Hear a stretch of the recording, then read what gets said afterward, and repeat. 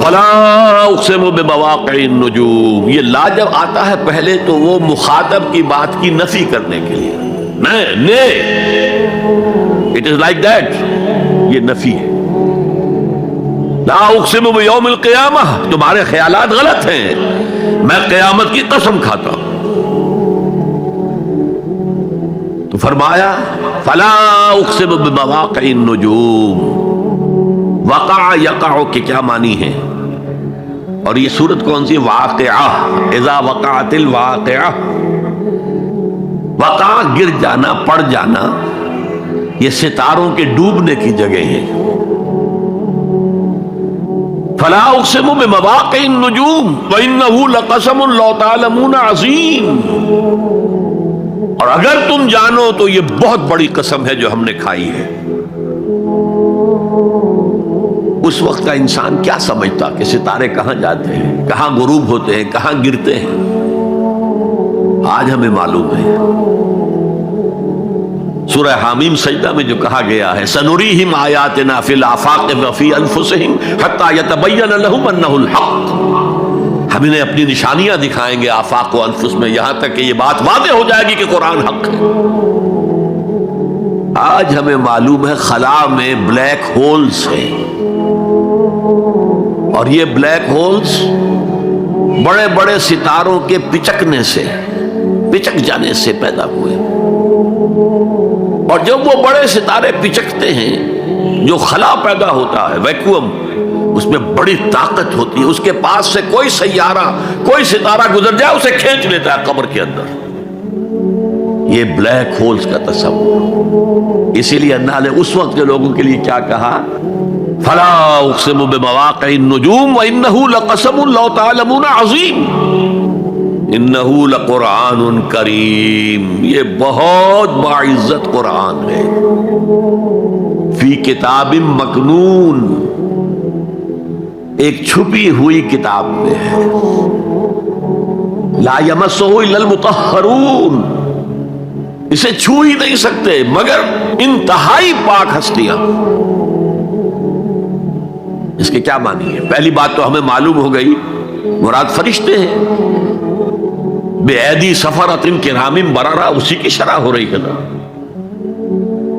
اسی سے ایک فقہی مسئلہ نکالا گیا کہ بغیر وضو کے ہاتھ نہ لگاؤ. لیکن اس کا اصل مفہوم کیا ہے وہ سمجھیے. قرآن کی روح تک کوئی نہیں پہنچ سکتا جب تک کہ تزکیہ نفس نہ ہو گیا. اگر حب مال، حب دنیا، حب جاہ، حب شہرت، اگر یہ تمام محبت میں دل سے نکل نہ جائیں تو قرآن کی روح تک آپ کی اپروچ نہیں ہوگی. مولانا روم نے کہا ہے، اگرچہ ذرا میں سمجھتا ہوں کہ انہوں نے بہت سخت الفاظ استعمال کیے ہیں، ماز قرآن مغزہا برداشتے استخاں پیش سگا انداختے. ہم نے قرآن سے اس کا مغز لے لیا ہے، جو ایسنس سے وہ کھینچ لیا ہے. ہڈی کا گودا جو ہے وہ ہم نے نکال لیا ہے. ہڈیاں ہم نے پھینک دی ہیں کتوں کے سامنے جو لڑ رہے ہیں. علم کلام کا مسئلہ ہے صفات حق سے جدا یا عین ذات. قرآن مخلوق ہے یا نہیں ہے، غیر مخلوق، اور بڑے بڑے ہو رہے ہیں اس کے اوپر. یہ کتے لڑ رہے ہیں ان ہڈیوں کے اوپر. ہم نے اس میں سے اصل شے نکال لی. وہ کیا ہے؟ اللہ کی محبت، اللہ کی معرفت. یہ ہے اصل شے. ماذ قرآن مغزہ برداشتے استخاں پیش سگا انداختے. تو جب تک انسان کا باطن پاک نہ ہو جائے وہ قرآن کے چھلکوں سے کھیلتا رہے گا، چاہے وہ کہنے کو مفسر ہو، قرآن کے باطن تک کبھی نہیں پہنچے گا. فی کتاب مکنون لا یمسہ الا المطہرون تنزیل من رب العالمین. یہ تھوڑا تھوڑا کر کے اتارا گیا ہے رب العالمین کی طرف سے. انزال کے معنی ہے دفعتاً اتار دینا. لیلۃ القدر میں آیا انا انزلناہ فی لیلۃ القدر. رمضان کے بارے میں شہر رمضان الذی انزل فیہ القرآن، باب افعال، لیکن حضور پر ایک دم نہیں اترا، تھوڑا تھوڑا تھوڑا تھوڑا 23 برس میں جا کر اس کی تکمیل ہوئی۔ اب دیکھیے جو شکوہ کیا اللہ نے، کیا اس جیسی نعمت سے تم مداہنت کر رہے ہو، بے اعتنائی کر رہے ہو، اسے پڑھتے نہیں ہو، اسے سمجھتے نہیں ہو، اس پر عمل نہیں کرتے، اسے اپنا امام نہیں بناتے؟ تمہارا طرز عمل یہ ہے، بلکہ تم نے اپنا نصیب یہ بنا لیا ہے کہ تم اسے جھٹلا رہے ہو۔ غور کیجئے، جھٹلانا جو ہے دو طرح کا ہے۔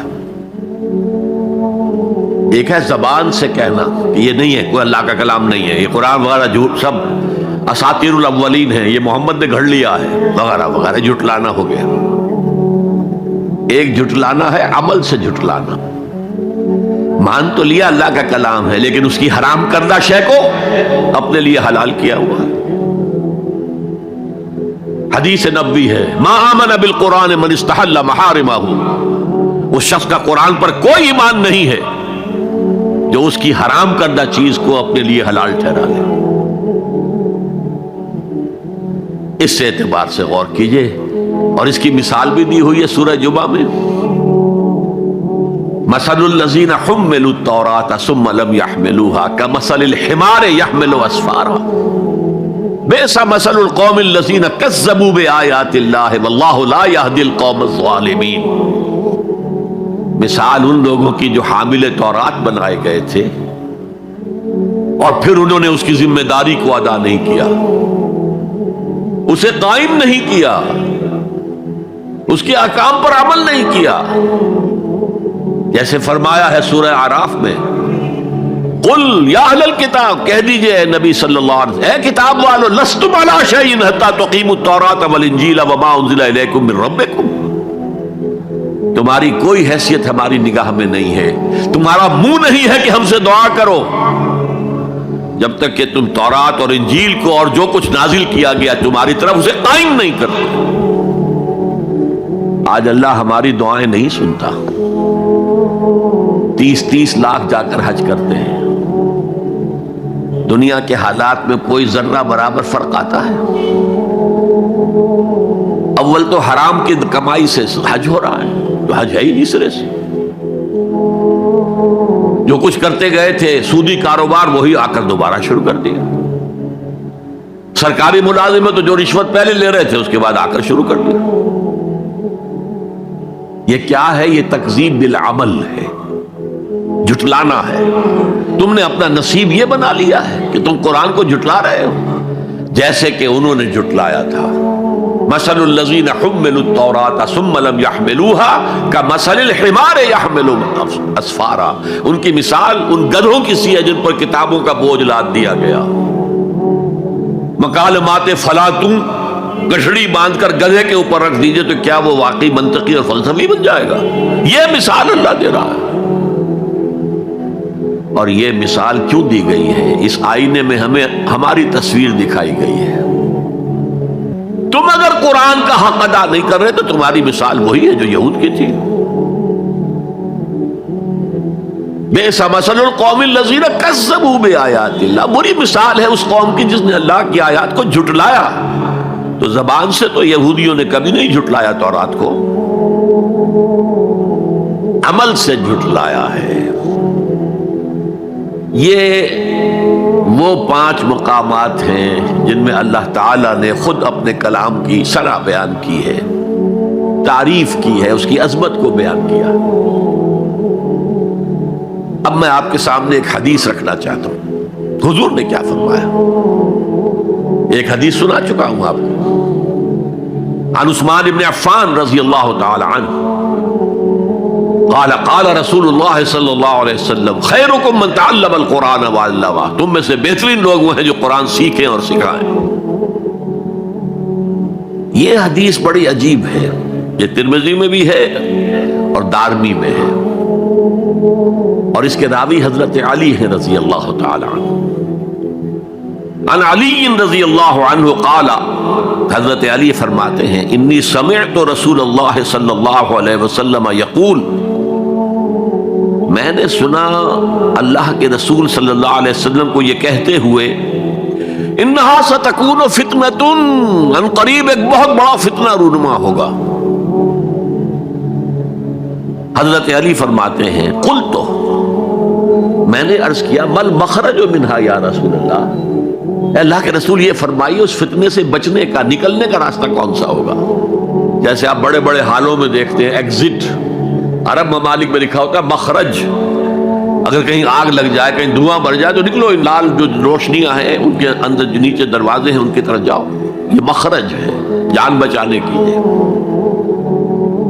یہاں ایک لحظہ توقف کر کے ہمارا اور صحابہ کا جو فرق ہے اس کو نوٹ کر لیجئے۔ اگر ہم ہوتے تو کیا پوچھتے؟ حضور یہ فتنہ کب آئے گا، کدھر سے آئے گا، کیوں آئے گا، کیا ہوگا؟ یہ سارے سوالات کرتے نا، جن کا عمل سے کوئی تعلق نہیں، معلومات ہے۔ حضرت علی نے کچھ نہیں پوچھا، بس آپ نے فرما دیا کہ بہت بڑا فتنہ ہوگا، تو بس ہمیں یہ بتائیے کہ اس سے نکلنے کا راستہ کیا ہے۔ اب سنیے حضور کی زبان سے قرآن مجید کی مدح۔ قال کتاب اللہ، فتنوں سے بچانے والی اللہ کی کتاب ہے۔ فیہ نبأ ما قبلکم، اس میں تم سے پہلے جو تھے ان کی بھی خبریں ہیں، قوم نوح اور قوم عاد اور قوم سمود اور قوم مدین اور آل فرعون اور سدوم اور عمورہ کی بستیوں کے حالات ہیں کہ نہیں؟ وَخَبَرُ مَا بَعْدَكُمْ، اس میں تمہارے بعد جو آنے والے حالات ہیں وہ بھی درج ہیں۔ ذرا کھدائی کر کے نکالنا پڑتا ہے ورنہ حالات موجود ہیں۔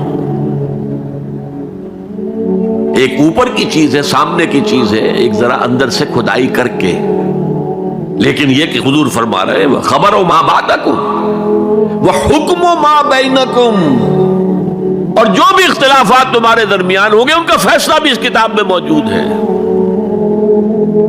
کاش کہ ہم اپنے مذہبی اختلافات کو رفع کرنے کے لیے قرآن کی طرف رجوع کریں، جو حبل اللہ ہے، واعتصموا بحبل اللہ جميعا ولا تفرقوا۔ تو فرمایا کتاب اللہ فیہ نبأ ما قبلکم وخبر ما بعدکم وحکم ما بینکم، هو الفصل لیس بالحزل، وہ فیصلہ کن کلام ہے، ایسے ہی یابہ گوئی نہیں ہے، یہ قرآن کی آیات ہے۔ انہ لقول فصل وما هو بالحزل، سورہ طارق کے اندر آیا، طارق میں هو الفصل لیس بالحزل من ترکہ من جبار قسمہ اللہ،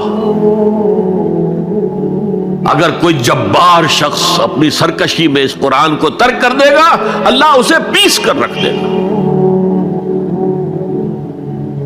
وَمَنِ ابْتَغَى الْهُدَى فِي غَيْرِهِ أَضَلَّهُ اللَّهُ، اور جو کوئی ہدایت حاصل کرنا چاہے گا قرآن کے سوا کسی اور چیز سے